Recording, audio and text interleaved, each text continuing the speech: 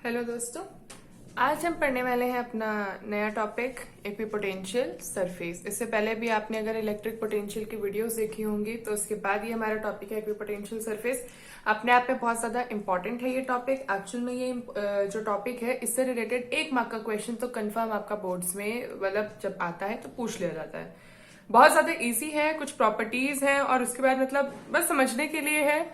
Definition आपको अगर याद हो तो आप बस आसानी से कर सकते हैं, इतना ज्यादा कोई डिफिकल्ट नहीं है। तो आइए देखते हैं क्या है। सबसे पहले हमने लिखा इक्वी पोटेंशियल सरफेस। तो पहली बात तो ये इक्वी का मतलब क्या होता है। इक्वी का मतलब होता है इक्वल, और पोटेंशियल तो आपने पढ़ा था अभी कि पोटेंशियल का क्या काम कर रहे हैं। तो हम एक ऐसे सरफेस की बात कर रहे हैं जिसके हर पॉइंट पे पोटेंशियल इक्वल रहता है या सेम रहता है। इक्वल का मतलब क्या हो सकता है, same. It is that surface at every point of which potential is same, जहां पर पोटेंशियल हमारा क्या है, सेम है। अब formation of equipotential surface will depend upon the type of the medium. वो मीडियम पे डिपेंड करती है, मतलब इसकी कोई डेफिनेशन ऐसे रटने की जरूरत नहीं है, बस समझने की जरूरत है कि इक्विपोटेंशियल सरफेस क्या होता है, किस पे डिपेंड करता है, मीडियम पे डिपेंड करता है। और जो ये सरफेस होता है स्फेरिकल कंडक्टर का, ये एक इक्विपोटेंशियल सरफेस की तरह काम करता है। अब आपको पता है कंडक्टर का मतलब क्या होता है। कंडक्टर के हमेशा सरफेस पे चार्ज रहता है, उसके अंदर पास नहीं करता। तो इसका मतलब ये जो सरफेस पे चार्ज रहता है इसके हर पॉइंट पे पोटेंशियल क्या रहता है, सेम। जैसे कि मैंने यहाँ पे बनाया, मेरे पास एक पॉजिटिव चार्ज है प्लस क्यू। आपको पता है पॉजिटिव से हमेशा क्या होता है, इलेक्ट्रिक लाइंस ऑफ फोर्स बाहर की तरफ निकलती हैं। तो मैंने इस तरीके से बना दिया। इसके हर पॉइंट पे मैं से जो ये कंसेंट्रिक सर्कल्स बनाऊंगी यही मुझे इक्विपोटेंशियल सरफेस बताएंगे कि ये एग्जैक्टली इक्विपोटेंशियल सरफेस की तरह काम कर रहा है। इसके किसी भी पॉइंट पे अगर मैं इलेक्ट्रिक पोटेंशियल निकालना चाहूंगी तो उसकी वैल्यू हमेशा क्या होगी, सेम होगी, इक्वल होगी। ठीक है। क्या बोला हमने, एक पॉइंट लिखा है यहाँ पे कि electric field are perpendicular to an equipotential surface. चाहे वो पॉजिटिव चार्ज से निकल रही हो या फिर चाहे वो नेगेटिव चार्ज के अंदर आ रही हो, जब भी आप इलेक्ट्रिक फील्ड की और इक्विपोटेंशियल सरफेस की बात करोगे तो वो एग्जैक्टली परपेंडिकुलर होंगे। ये देखो ध्यान से, ये इस तरीके से आपको ध्यान से देखने को दिख रहा होगा। हर एक पॉइंट पे जब आप इलेक्ट्रिक फील्ड की लाइंस ड्रॉ करोगे तो वो आपको कैसे दिख रही है, परपेंडिकुलर दिख रही है। ठीक है।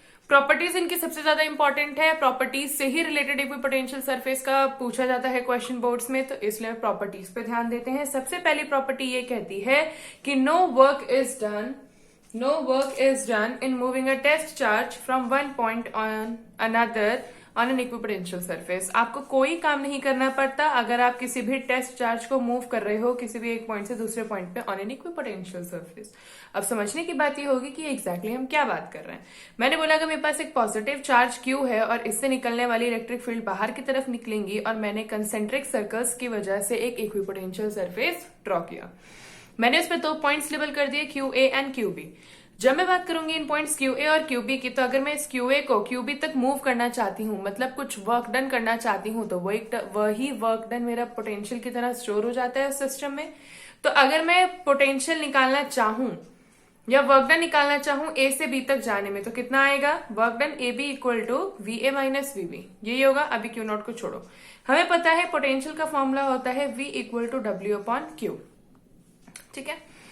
तो यहाँ पे मैंने बोल दिया कि जितना वर्क डन मैं कर रही हूं दैट इज इक्वल टू, मतलब जितना पोटेंशियल का डिफरेंस है that is equal to work done upon the magnitude of the charge. But क्योंकि हमें पता है कि V A equal to V B होगा, क्योंकि इक्विपोटेंशियल सरफेस है। इक्विपोटेंशियल का मतलब यही है उसके हर एक पॉइंट पे जितने भी पोटेंशियल प्रेजेंट है वो सब क्या होंगे, इक्वल होंगे। तो अगर V A equal to V B हो गया तो मतलब ये वाली टर्म क्या हो गई, जीरो। तो zero equal to W A B upon Q naught, तो इसका मतलब यहां से मुझे क्या मिल गया, W A B equal to zero. Work done in moving a test charge Q naught or Q from point A to point B will be zero in an equipotential surface because at every point potential is same। क्योंकि हर point पे potential same है, potential same होने की वजह से उनको इधर उधर काम करने में कोई भी वर्क डन नहीं लगेगा। ठीक है। हम देखते हैं इसकी सेकंड प्रॉपर्टी। सेकंड प्रॉपर्टी क्या कह रही है, electric field E is perpendicular to element DL of the equipotential surface. अगर आपका ध्यान होगा या फिर आप एनसीईआरटी में देखोगे तो आपको एक रिलेशन दिखेगा E equal to minus DV by DL का। ये बहुत ज्यादा इंपॉर्टेंट रिलेशन होता है। एनसीईआरटी में बहुत छोटा सा रिलेशन होगा, अगर आपको दिखे तो उसको जरूर ध्यान रखना है इस चीज को। तब हम इस चीज को प्रूव करने वाले हैं कि कैसे हमारा इलेक्ट्रिक फील्ड और हमारे एलिमेंट DL जो है वो परपेंडिकुलर होंगे। तो सबसे पहली बात हमें पता है V equal to W upon Q naught होता है। तो dv equal to dw upon Q naught हो जाएगा, बिल्कुल ठीक। और आपको पता है dv इक्वल टू, जब e equal to minus dv by dl है तो dv की वैल्यू कितनी आ जाएगी, माइनस edl, तो यहाँ हमने रख दिया edl। अब आपको पता है एक चीज कि यहाँ पे इक्विपोटेंशियल सरफेस में वर्क डन कितना होता है, 0, तो इसका मतलब ये वाली टर्म क्या हो गई हमारी 0। तो ऐसे केस में edl आ गया, edl equal to 0। Dot product है तो डॉट प्रोडक्ट क्या होता है, स्केलर, और स्केलर प्रोडक्ट में आपको पता है क्या आता है, cos theta, theta cos theta, तो कितना आ जाएगा, EDL cos theta equal to 0 degree, और ये वाली टर्म इधर 0 हो जाएगी तो कॉस थीटा इक्वल टू 0 और थीटा इक्वल टू 90 डिग्री। इसका मतलब जो ये ई और डीएल, जो ये दो कंपोनेंट्स हम यूज कर रहे हैं, ये एक दूसरे के क्या हैं, एक दूसरे के परपेंडिकुलर हैं। इन दोनों के बीच में कितना एंगल बन रहा है, 90 डिग्री। ठीक है, प्रूफ करने के लिए आ सकता है ये, तो इसको आपको बहुत अच्छे से समझने की जरूरत है और बहुत ज्यादा इजी भी है, इतना ज्यादा डिफिकल्ट नहीं है।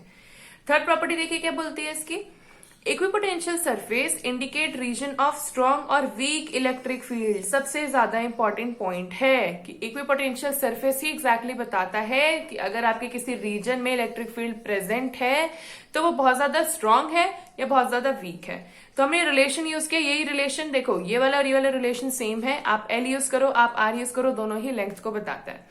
तो E equal to minus DV by D R use कर दिया। इसके केस में मुझे पता लगा E is inversely proportional to 1 upon D R, या फिर D R is inversely proportional to 1 upon E. मतलब अगर मेरी इलेक्ट्रिक फील्ड ज्यादा होगी तो मेरा डी आर कम होगा। अभी डी आर समझते हैं क्या है।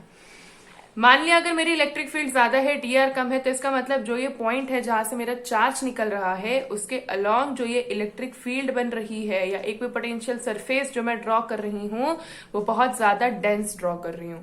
मतलब एक से दूसरे पॉइंट तक का डिस्टेंस जो डी आर है वो बहुत ज्यादा कम है। यहाँ पर इलेक्ट्रिक फील्ड क्या है, बहुत ज्यादा स्ट्रांग है। मैंने बोला है यहाँ पर कि डी आर बहुत ज्यादा है, तो इसका मतलब ये जो दो पॉइंट्स हैं इन दोनों के बीच में डी आर बहुत ज्यादा है, और ऐसे केस में जो मेरी अप्लाइड इलेक्ट्रिक फील्ड है वो बहुत ज्यादा वीक है। तो इसका मतलब जहां पे ई ज्यादा होता है, इलेक्ट्रिक फील्ड ज्यादा होती है, वहां पर डी आर कम होता है, जहां पर इलेक्ट्रिक फील्ड कम होती है वहां पर डी आर बहुत ज्यादा होता है। तो हम if E is strong then D R will be small. इसका मतलब क्या हो गया, जब आपकी इलेक्ट्रिक फील्ड बहुत ज्यादा स्ट्रॉन्ग होगी तो आपका डी आर बहुत ज्यादा छोटा होगा, उनके बीच में स्पेसिंग बहुत कम होगी। तो it means the equipotential surfaces are closer in the region of strong electric field. मतलब कि इलेक्ट्रिक पोटेंशियल सरफेसेस जो होंगे वो बहुत ज्यादा पास होंगे जब आपका स्ट्रॉन्ग इलेक्ट्रिक फील्ड अप्लाइड होगा। वही बात है कि अगर आपका इलेक्ट्रिक फील्ड वीक होगा, इसका मतलब डी आर बहुत ज्यादा होगा, स्पेसिंग बहुत ज्यादा होगी, तो इसका मतलब इक्विपोटेंशियल सरफेसेस क्या होंगे, फार्दर अपार्ट हो जाएंगे, दूर दूर फैले हुए होंगे और कुछ टाइम बाद वैनिश हो जाएंगे। ठीक है, क्लियर हो गया ये चीज हमने इसको एक फॉर्मूले के जरिए बताया। आप नहीं तो सिंपल तरीके से भी अपने वर्ड्स में भी बता सकते हो कि एक्चुअल में ऐसा क्यों होगा अगर क्वेश्चन पूछता है तो। नेक्स्ट प्रॉपर्टी क्या बोल रही है कि two equipotential surfaces can not intersect each other. सबसे ज्यादा इंपॉर्टेंट बात है कि टू इक्विपोटेंशियल सरफेसेस क्यों नहीं इंटरसेक्ट करते। मान लो मैंने एक पॉइंट बनाया ये, और यहां से इक्विपोटेंशियल सरफेस इसका कुछ इस तरीके से बन रहा है। सिमिलरली मैंने एक पॉइंट बनाया यहाँ पर, और यहां से इसका इक्विपोटेंशियल सरफेस कुछ इस तरीके से बन रहा है। मान लो अब यहाँ पे ये दोनों एक दूसरे को इंटरसेक्ट कर देते हैं, तो आपको पता है इक्विपोटेंशियल सरफेस पे आपको एग्जैक्टली किसकी वैल्यू मिलती है, हमारे पोटेंशियल की। हमें यही तो पता लगता है ना कि इक्विपोटेंशियल सरफेस पे एग्जैक्टली एक पॉइंट पे चार्ज का कितना पोटेंशियल है। तो अगर मैं बोलूं इस इंटरसेक्शन के पॉइंट पर, ये जहां पर इंटरसेक्ट करी है इस पॉइंट पे, इसका मतलब क्या होगा, पोटेंशियल की दो वैल्यूज आ जाएंगी। और क्या किसी भी एक चीज के लिए दो वैल्यूज एक पॉइंट पे पॉसिबल है, बिल्कुल भी नहीं। तो इसका मतलब two equipotential surfaces can not intersect each other because if they intersect they will have two values of electric potential at that point which is not possible, so therefore they do not intersect। ठीक है, I hope इतना बात आपको समझ में आया होगा। ठीक है, फिर उसके बाद आज इसके टॉपिक का हम लास्ट देखते हैं। ये एक डेरिवेशन था जिसका रिलेशन बहुत ज्यादा इंपॉर्टेंट है। इससे रिलेटेड मैंने देखा बोर्ड्स में काफी क्वेश्चंस आ रहे थे, तो मैंने सोचा एक बार आपको जरूर इसका डेरिवेशन कराया जाए। समझने में बहुत आसान है, ध्यान से समझेंगे, बहुत ज्यादा डिफिकल्ट आपको लगने वाले नहीं है। डाइपोल के ऊपर है ये। तो डाइपोल आपको पता है डाइपोल क्या होता है, जिसमें आपके पास जो सिस्टम ऑफ चार्जेस होते हैं उसमें अपोजिट चार्ज प्रेजेंट होते हैं, दोनों का मैग्नीट्यूड सेम होता है और दोनों की लेंथ कितनी होती है, 12। अगर मैं इसको एक यूनिफॉर्म इलेक्ट्रिक फील्ड में रखूंगी तो आपको पता है यूनिफॉर्म इलेक्ट्रिक फील्ड हमेशा पैरेलल स्ट्रेट लाइंस होती हैं। इसमें इस प्लस क्यू चार्ज पे इधर की तरफ फोर्स लग रहा है, क्योंकि आपको पता है फोर्स का फॉर्मूला क्या होता है, F equal to Q into E. और नेगेटिव चार्ज पे इलेक्ट्रिक फील्ड से बाहर की तरफ लग रहा है, क्योंकि नेगेटिव में तो एक्चुअल में इसकी डायरेक्शन से अपोजिट लगेगा। यहां से मैंने बोल दिया कि ये डायपोल मेरी अप्लाइड इलेक्ट्रिक फील्ड के साथ कितना एंगल बना रहा है, थीटा एंगल बना रहा है। कितना एंगल बना रहा है, थीटा। तो आपको पता है टॉर्क का फॉर्मूला क्या होता है, पीई साइन थीटा, हमने किया है ये चीज। अब वर्क डन कितना हो जाएगा, वर्क डन हो जाएगा टाउ डी थीटा। हम इस टॉर्क को, इस फोर्स को क्या कर देंगे, इंटीग्रेट कर देंगे। इंटीग्रेट भी कहां से करेंगे, हम लिमिट्स लेंगे θ1 से θ2। अब यहाँ 90 डिग्री से 0 डिग्री पे लेके आना है, तो इसका मतलब मेरा θ1 कितना होगा 90 डिग्री और मेरा θ2 कितना हो जाएगा 0 डिग्री। तो मान लीजिए यहाँ पर एक ले ली अपर लिमिट θ1 जब हमारा डायपोल अपनी इनिशियल डायरेक्शन में था, और θ2 जब हमारा डायपोल अपनी फाइनल डायरेक्शन में आ जाएगा। तो यहाँ से क्या है, पीई तो कांस्टेंट है, डायपोल मोमेंट कांस्टेंट है, that does not depends upon कि कितना थीटा है। ई क्या है, अप्लाइड इलेक्ट्रिक फील्ड, वो भी थीटा पे डिपेंड नहीं करेगा। तो इसका मतलब पीई साइन थीटा में से पीई तो बाहर आ गया और सिर्फ हम किसका इंटीग्रेशन करेंगे, साइन थीटा का। अब इंटीग्रेशन आप लोग आगे पढ़ोगे मैथ्स में, ज्यादा अच्छी तरीके से पढ़ोगे। तो अभी यहाँ पर सिर्फ इतना फॉर्मूला बता रही हूँ मैं। अगर आपने 11th क्लास में डिफरेंशिएशन बहुत अच्छे से पढ़ा होगा तो आपको याद होगा कि d by D theta of cos theta is equal to minus sine theta होता है। तो अगर आप इसका इंटीग्रेशन करोगे तो इंटीग्रेशन जस्ट अपोजिट होता है। तो integration of sine theta D theta is equal to minus cos theta. This is the integration. हम इंटीग्रेशन का मतलब क्या होता है, डिफरेंशिएशन का जस्ट अपोजिट। तो साइन थीटा का क्या आ गया, माइनस कॉस थीटा, और लोअर लिमिट θ1 से θ2। तो इंटीग्रेशन में जब हम लिमिट्स का यूज करते हैं तो हमेशा upper limit minus lower limit करते हैं। तो minus cos θ2 minus minus cos θ1, यहां से आ जाएगा कितना, ये तो माइनस हो जाएगा, माइनस माइनस क्या हो जाएगा, प्लस। तो मतलब ये इधर आ गया और ये इधर आ गया। तो क्या आ गया, पीई कॉस θ1 माइनस कॉस θ2। अब आपको पता है जितना भी वर्क डन आप किसी भी बॉडी पे या डायपोल पे या किसी भी बॉडी पे या सिस्टम ऑफ चार्जेस किसी पे भी करोगे, वो हमेशा उसमें पोटेंशियल एनर्जी की तरह स्टोर हो जाता है।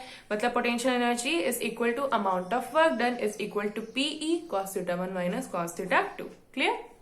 अब केसेस है, केसेस तो आप बना लोगे। मतलब मैंने केस लिया कि θ1 अगर 90 डिग्री और θ2 मुझे नहीं पता थीटा है, 90 से कम हो सकता है, 75 85 कुछ भी हो सकता है। तो क्या हो जाएगा, PE cos 90 minus cos theta. Cos 90 की वैल्यू कितनी होती है, कॉस 90 की वैल्यू होती है 0। तो यहां से ये टर्म पूरी गायब हो जाएगी और यहाँ बच जाएगा minus PE cos theta. Cases बहुत सारे आ सकते हैं, हो सकता है θ1 90 डिग्री से θ2 30 डिग्री बोल दें, θ1 180 से यहाँ 180 बोल दें, यहाँ पे 90 बोल दें, 90 से 0 कुछ भी कर सकते हैं ना। तो ये चीज तो आप अपने आप समझ जाओगे कि क्या करना है, बस अगर आपको रिलेशन याद रहेगा तभी। तो आई होप आपको आज की वीडियो पसंद आई होगी। अगर आपको पसंद आई हो तो इस चैनल को जरूर सब्सक्राइब करें, अपने दोस्तों के साथ जरूर शेयर करें और आगे आने वाली वीडियोस के लिए नोटिफिकेशन के लिए वेट करें। Thank you.